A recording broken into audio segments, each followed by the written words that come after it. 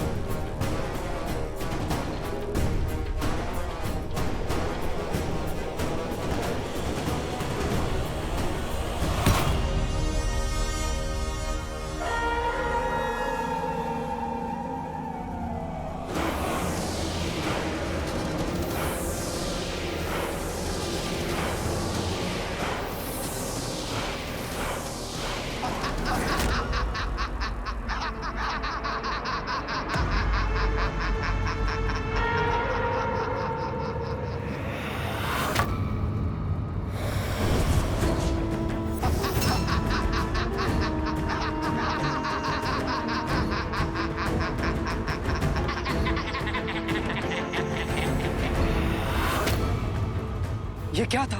सहस्त्रमुख रावण। सहस्त्रमुख? तुम्हारे पास खाने के लिए एक मुख है, मेरे पास सहस्त्र। सहस्त्रमुख रावण तुम्हारा मामा। मामा? तुम्हारे पिता के प्रति मेरा आदर मुझे तुम्हारे पास खींच लाया है।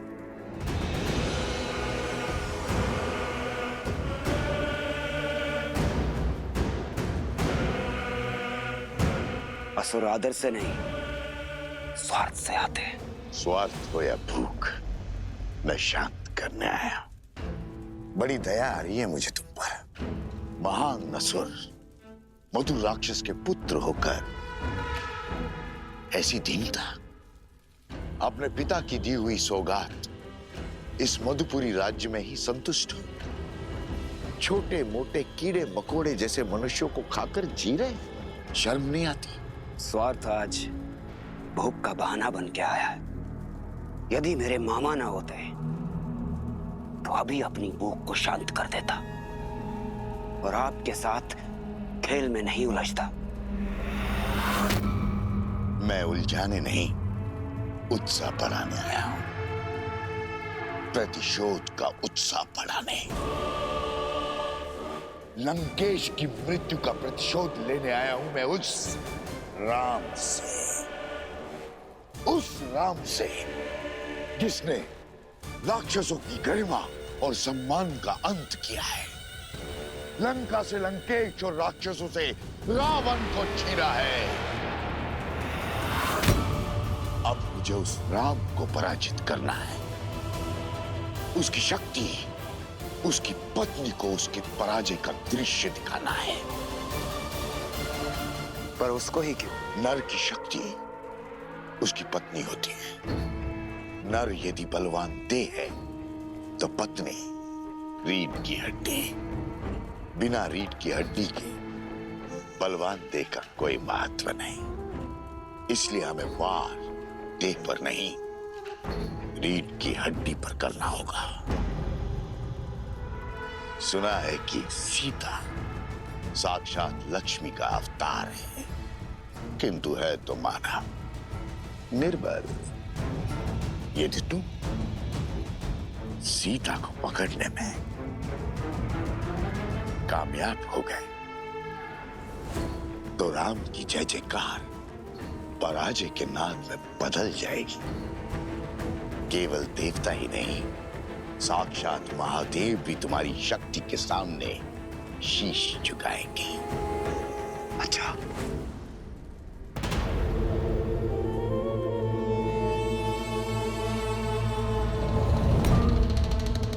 राम राज्य की स्थापना हमारी पराजय है। हमें राम राज्य की स्थापना को रोकना होगा। इसलिए सीता मुझे जीवित चाहिए, जीवित। यदि किसी तरह सीता पुनः अयोध्या की सीमा लांघने पे विवश हो जाए तो प्रजा का विश्वास टूट जाएगा। सियाराम का त्याग लोगों को ढूंढ लगेगा। और फिर पुनः होगी अग्नि परीक्षा।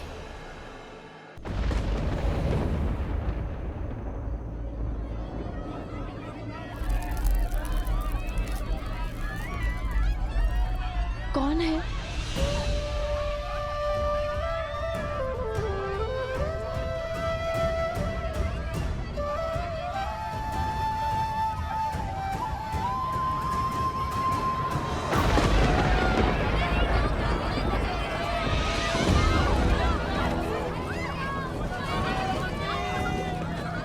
हमारी सहायता कीजिए, हमारे घर जल रहे हैं। यहाँ पे शरण लीजिए।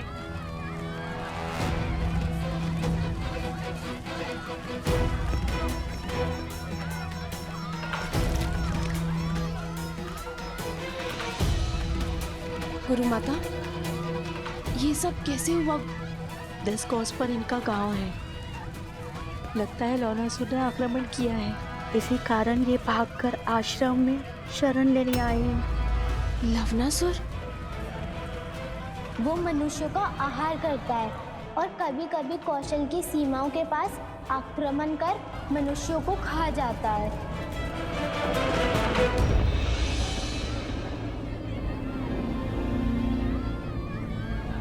श्री राम। सीते,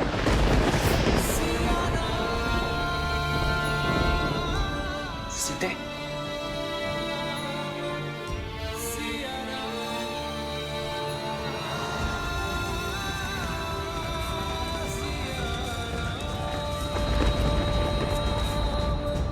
महाराज की जय। अभी अभी सूचना मिली कि वन में लवणासुर ने ऋषियों और आश्रमों पर आक्रमण कर दिया है।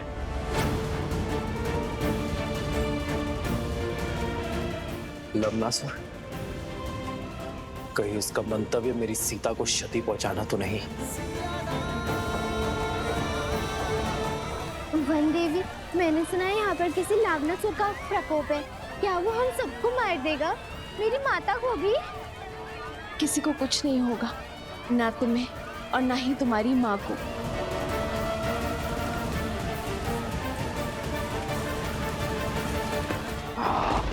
किसी को नहीं छोड़ूंगा, सबको मार डालूंगा।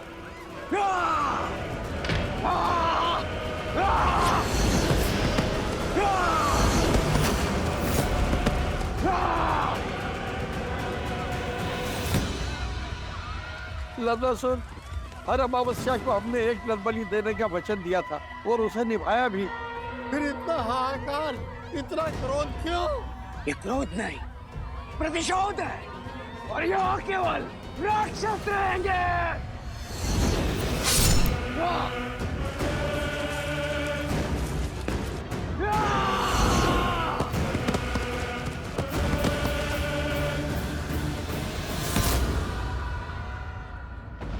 बहुत बड़ा विघ्न आ पड़ा है श्री राम। इस क्षेत्र को लवणासुर के प्रकोप से बचाइए। ये समस्त विश्व आपका राज्य है आर्य, आपकी प्रजा है आर्य। सहायता कीजिए।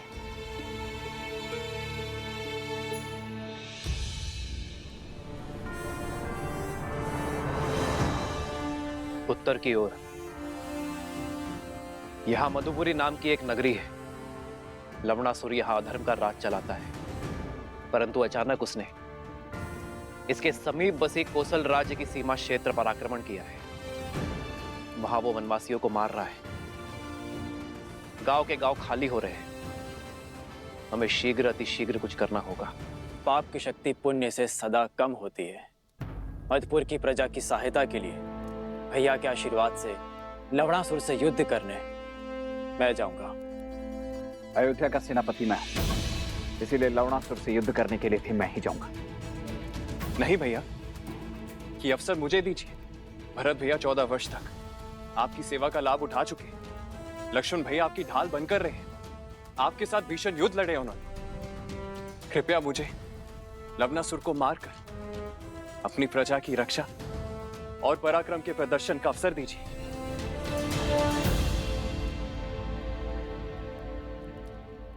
ठीक है शत्रुघ्न।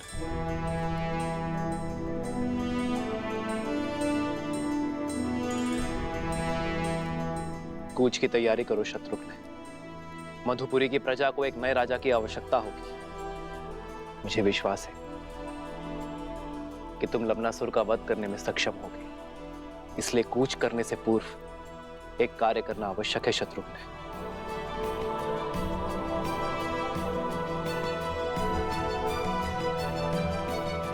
तुम्हें कुटिया में ही विश्राम करना चाहिए। ऐसी अवस्था में तुम्हारा बाहर आना उचित नहीं है। कैसे रुकती गुरु माता?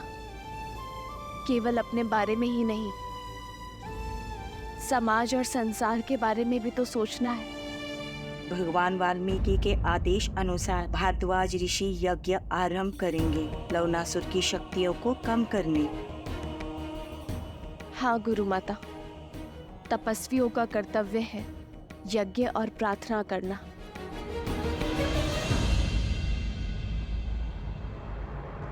और मेरे श्री राम ना कर्तव्य अवश्य पूर्ण करेंगे।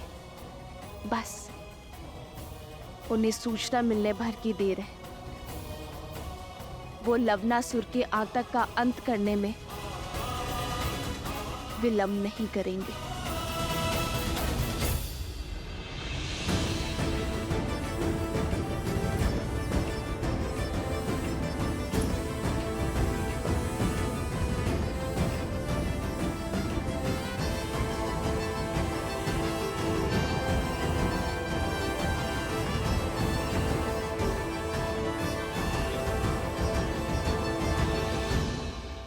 आज से शत्रुघ्न मधु राज्य का राजा है। आज से उस क्षेत्र की रक्षा करना तुम्हारा धर्म है शत्रुघ्न। किंतु स्मरण रखना, एक न्यायप्रिय राजा किसी अन्य प्रजा पर अकारण युद्ध नहीं थोपता। अपनी प्रजा पर संकट आने पर वो युद्ध करने से पीछे नहीं हटता। मधुपुरी महाराज शत्रुघ्न की, मधुपुरी महाराज शत्रुघ्न की। शत्रुघ्न, मधुपुरी क्षेत्र की स्थापना लवणासुर के पिता मधुराक्षस ने की थी। उसके तप से प्रसन्न होकर महादेव ने उसे अपनी त्रिशूल से भी अधिक शक्तिशाली त्रिशूल वरदान में दिया था। उसकी मृत्यु के बाद मधुराक्षस ने यही त्रिशूल अपने पुत्र लवणासुर को दिया। उस त्रिशूल की शक्ति से लवणासुर ने तीनों लोकों में हाहाकार मचाया। उसकी प्रजा उससे अत्यंत भयभीत है शत्रुघ्न। अब तक तो वो शांत था, किंतु अब उसके प्रकोप ने हर सीमा लांघ दी है।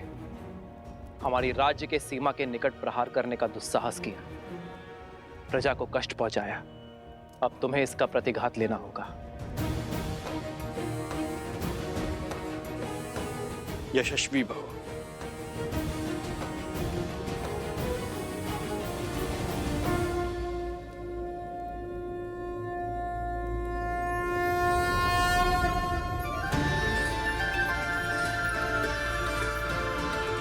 यह अस्त्र मुझे ऋषि अगस्त्य ने दिया था। नारायण ने मधु कैटभ का वध इसी अस्त्र से किया था, और आज ये अस्त्र मैं तुम्हें सौंप रहा हूं शत्रुघ्न। तुम इसी अस्त्र से लवणासुर का वध करोगे।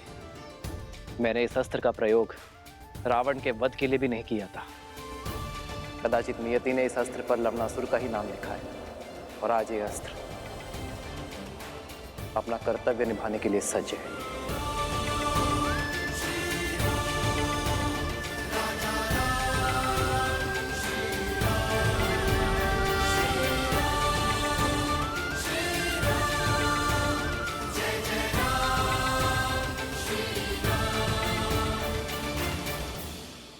विजयी भव।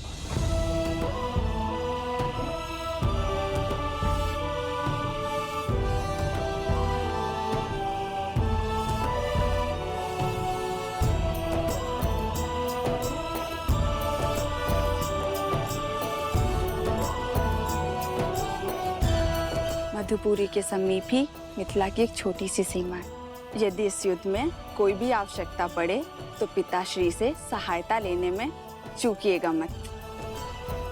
महादेव आपको विजय दे।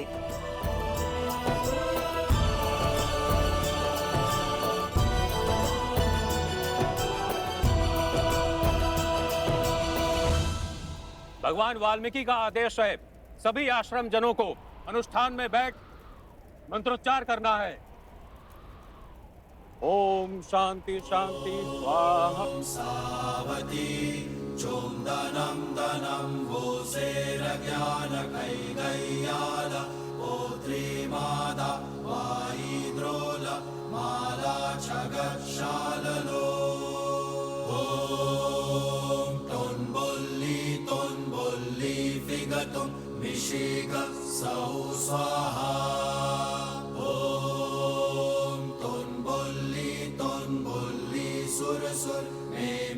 वन देवी, तुम ठीक हो?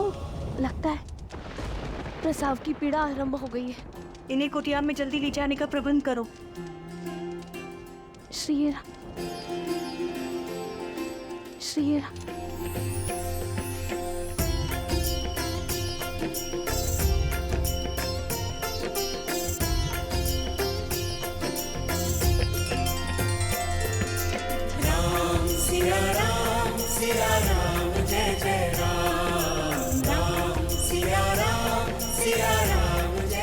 ये कैसा संकेत है? मेरी सीता ठीक तो है? मुझे मेरे आराध्य की मूर्ति दे दीजिए।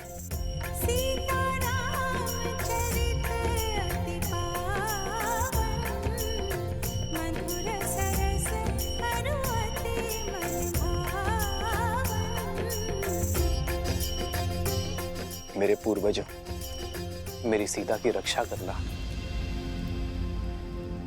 तुम्हें कुछ नहीं होगा सीते। श्री राम, श्री राम।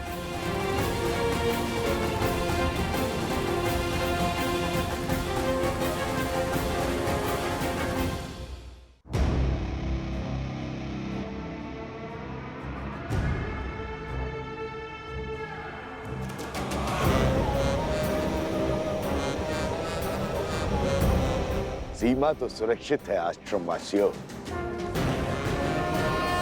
हम सीमा पार करके अंदर नहीं आ सकते, लेकिन तुम लोगों को बाहर तो ला सकते हैं।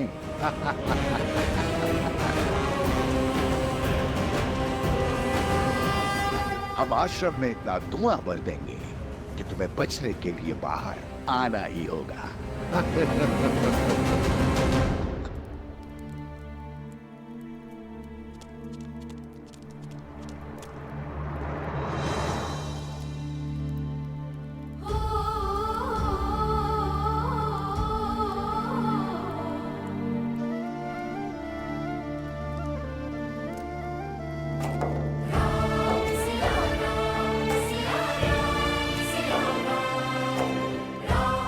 सीते,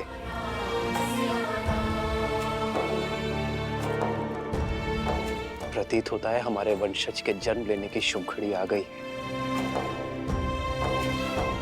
श्री राम। हे महादेव, सीता पर,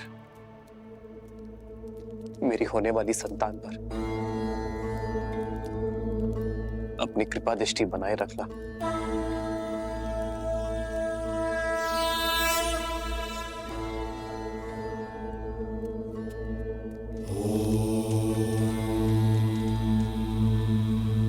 चिंता का कारण दिखाई दे रहा है ऋषिवर। वन देवी की प्रसूति में बाधा आ रही है। किसी वैद्य को बुलाना होगा। गर्भ में 2 संतान हैं। यदि समय पे प्रसूति नहीं हुई तो वन देवी पे संकट आ सकता है। देखिए, स्थिति विकट है। इस समय आश्रम से बाहर जाना असंभव है। किसी भी अवस्था में अनुष्ठान रुकना नहीं चाहिए। ओम नमः शिवाय। ओम शांति।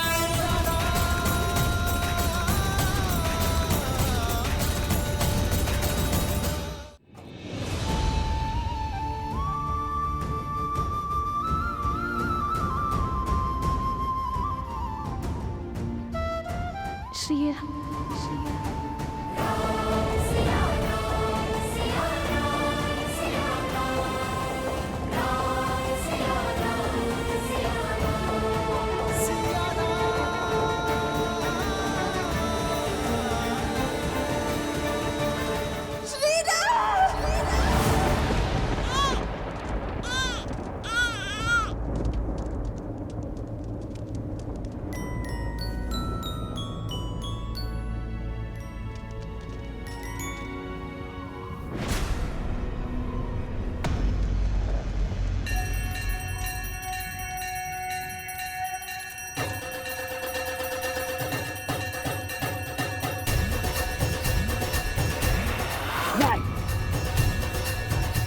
ऐसा नहीं हो सकता।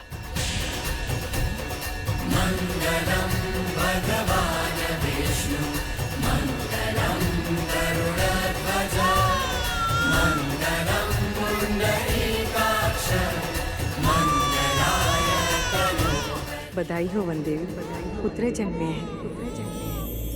2 सुंदर पुत्रों की माता बनी है तुम।